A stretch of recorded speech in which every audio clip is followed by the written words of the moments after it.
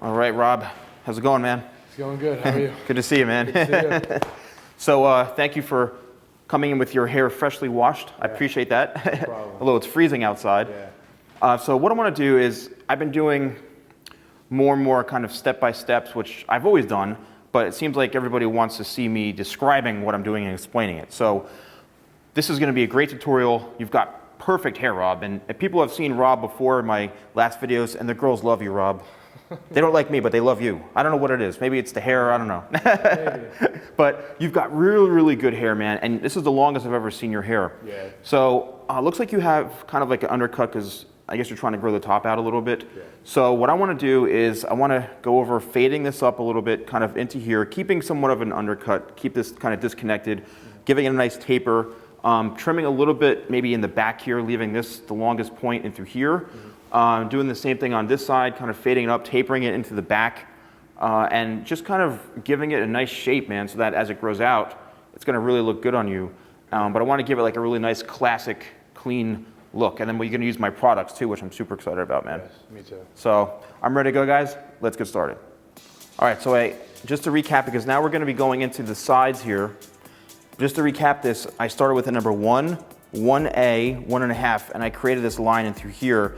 And this is where I want to now start to connect the sides, into the back. So we have a nice taper now. So now I'm going to use, this is a 1.5 right here. And sometimes I like to go in like this just to see how long it is. And sometimes you need to go a little bit shorter. So I think I want to go a little bit shorter right into that area. So I'm going to go back to a 1A. Which is going to just give it a little bit more of a tighter look right through here. Now again, you don't want to go super high, and you want to keep it looking as natural as possible. So I'm only going to extend this up to about right here. And again, I'm pushing the hair into the comb, and as you can see what that's doing, it's giving me a nice even cut. And now I'm just going to extend this in right around here, right around the ear. And I'm going to spin him around and do this on the other side as well. Just going to brush his hair out of the way. And we're going to start with the 1A right here.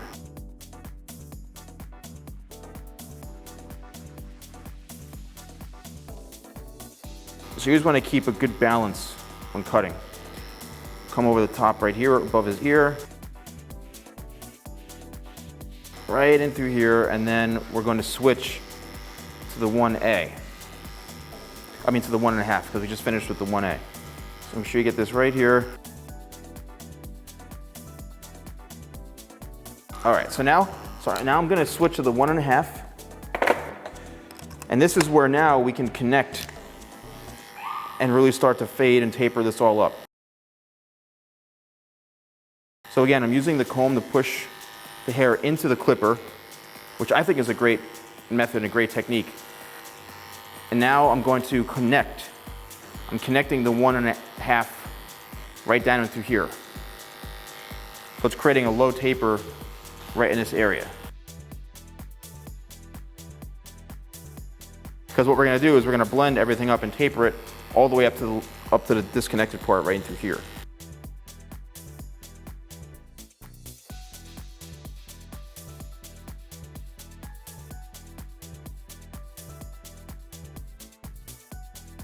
It is time to now connect this just a little bit higher, right in through here. And we're gonna now do the same thing on the other side.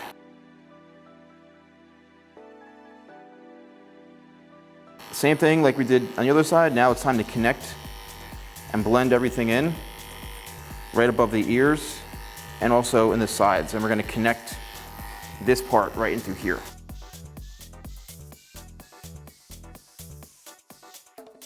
Again, using the comb,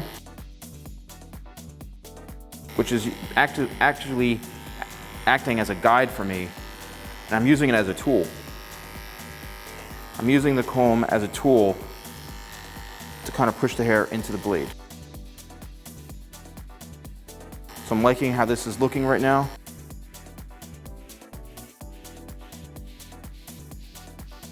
Now I'm going to switch from this to my number 2 guard.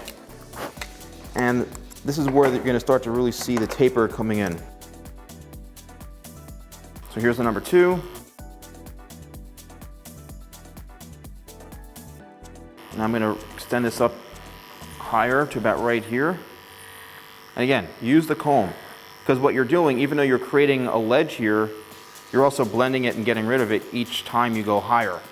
So I just like to create that ledge to keep me organized and keep me balanced.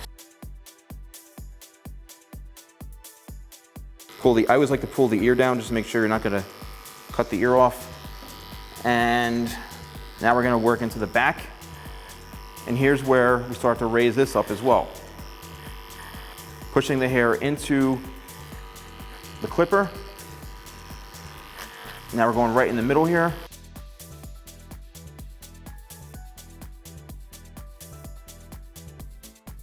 Fading very nicely and natural. Now we're going to turn Rob around and do the same thing on this side. So we can push this hair out of the way. You can see where the line of demarcation is to separate the undercut. And now we're going to fade this out with the number 2. And if you're doing this on somebody at the same time, great.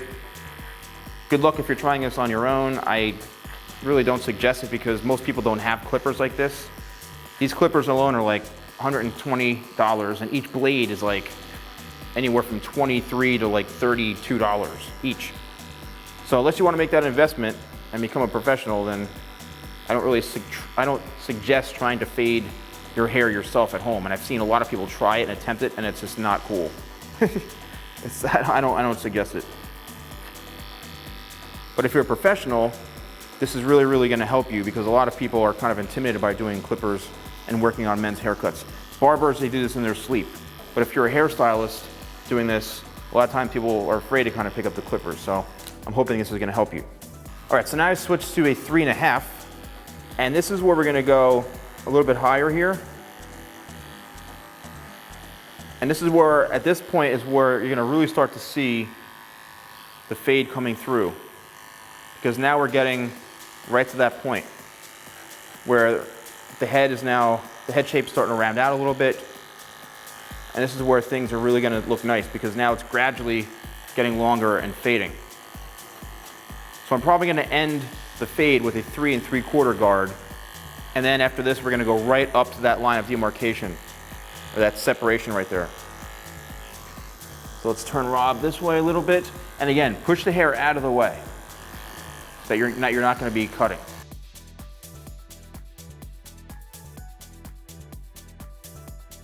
Same exact thing. Once you get the hang of this, once you get comfortable with using clippers, this will be a breeze for you. And then what I'm going to do on the other side is I'm going to go back in and make sure that the section that I want to leave right through here and cut is clear to me. I know I did it on this side, but I wanted to use it as an example so you know what to do. You always want to still use the comb, which is always going to be a great tool. You don't ever want to put the comb down. And I've learned that in my experience. You never want to put the comb down because you always want to constantly keep combing the hair. It's the best advice I can give, is always have your comb with you.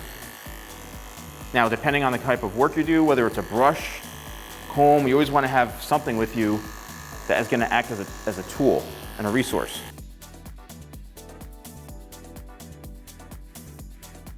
So I'm almost done with this here. And then I'm going to switch to my 3 3/4 guard, which in Oster blades is the highest, which is this right here. So now what I'm going to do is make sure this is pushed out of the way completely, and now I'm going to bring this all the way up to right here. And we're going to go right to that area to where it's completely disconnected. Now, of course, with this, you want to use, you want to be careful. You want to make sure you have a clear and concise visual of where you're going to be cutting this. But you don't want to cut any of the top, and that's where you can go in with the comb, kind of push this hair out of the way. And now that we're getting into the back here, what I want to do is I want to create my part line right into here, which is going to show me clearly what's going to separate the two. What's going to separate the top and the undercut part. And that's right in through here. Same thing throughout the side, just so I know and that I'm clear. You want to really set yourself up. That's the key to this whole thing. All right, so that looks pretty good to me right here. And then what we're going to do is finish this up with the 3 3/4 guard, and then we'll take a look and see where we're at. So continue to do this throughout both sides, the back, and then we can come back and see where we're at. All right, so when you're in these areas right into here, right to the part line, what you can do is you can turn the clipper upside down this way to come in on an angle on top of it, because sometimes it's hard to get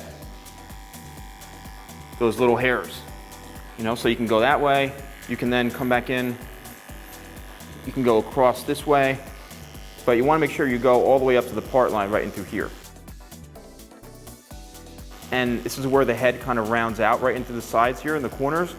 So it's okay to push the hair on top up this way, so you have a clear area to work on. That's always one of the biggest challenges, is getting that right area, the exact spot to where it's disconnected. And this is definitely going to be a lifesaver. So as you can see here, I'm coming on top of the section right here. Then I'm going to go this way, go across it,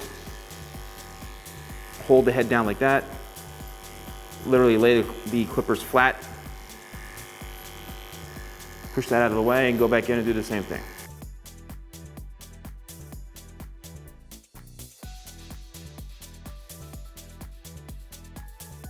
So once you guys feel confident that it's exactly where you want it to be, then you can start working in through the top. Now, a little trick that I like to do is I like to go in with the shears, and I do some scissor over comb right from the fade up right in through here. And I always do this just to kind of give a soft blend, and I always like to kind of personalize it. Even though it's faded, I just always feel that this really makes it look that much better. And then right into here, if there's any hairs, I just come over the top again like this, and just use my thumb to cut any of those little flyaways. The key is to use your thumb just like this. And you don't want to chomp into it, you just want to really lightly cut off those little flyaways right on top there. This you can probably do yourself if you wanted to. But again, I would suggest going into a professional, but you can go to a professional and they can screw it up too. I've seen professionals and barbers that try that, they just can't get these things right. So I'm following the comb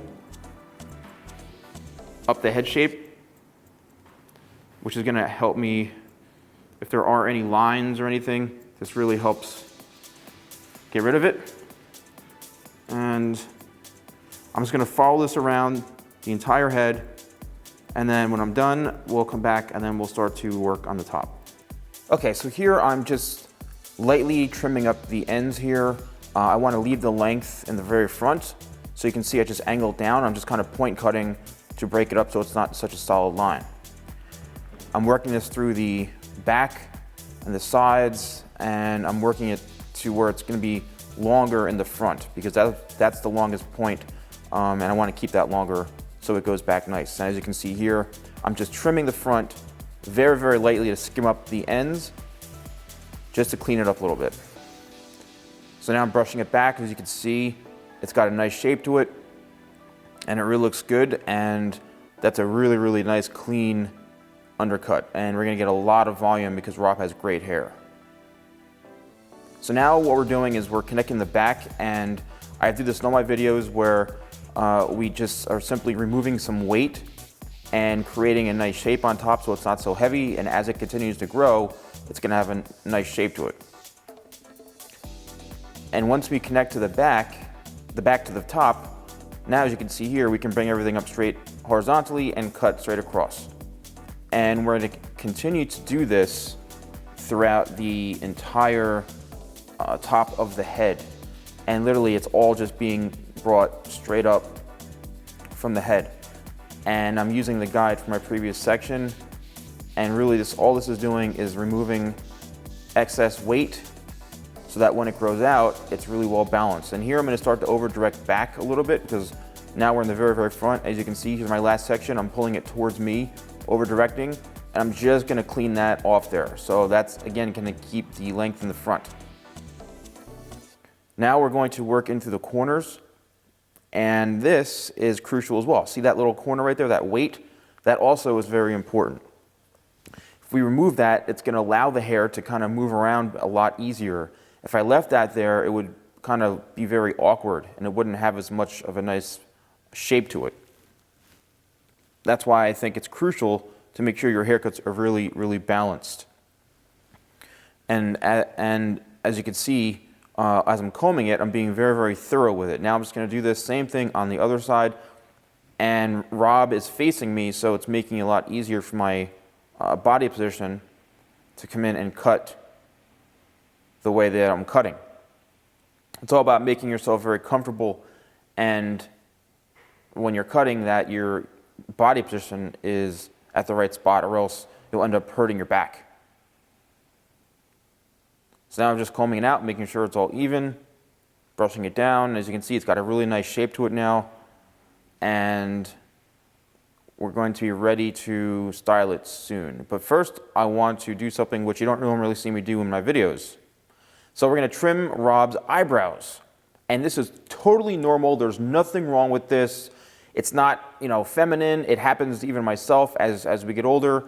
Our hair starts to grow in weird places, and it starts to get longer. So all I'm doing is literally trimming his eyebrows, and I'm brushing it down, and it's almost like a scissor over comb technique.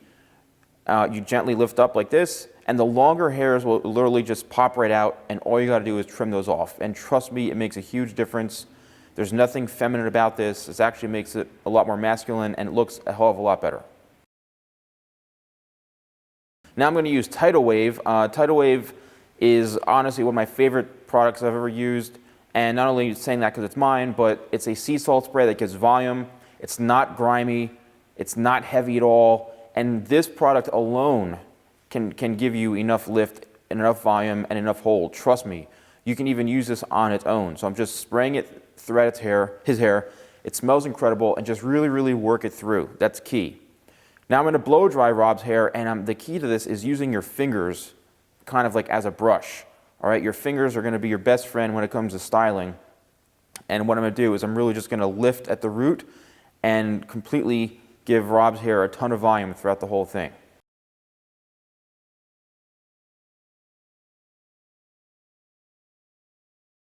Now, as you can see here, again, I'm using my hand so far, and look at all that volume. He's got beautiful shine in his hair, and now I'm just using a sculpting brush just to get a little bit more volume, and it helps smooth it just a little more throughout the top. And look at that. I mean, really, that is unbelievable.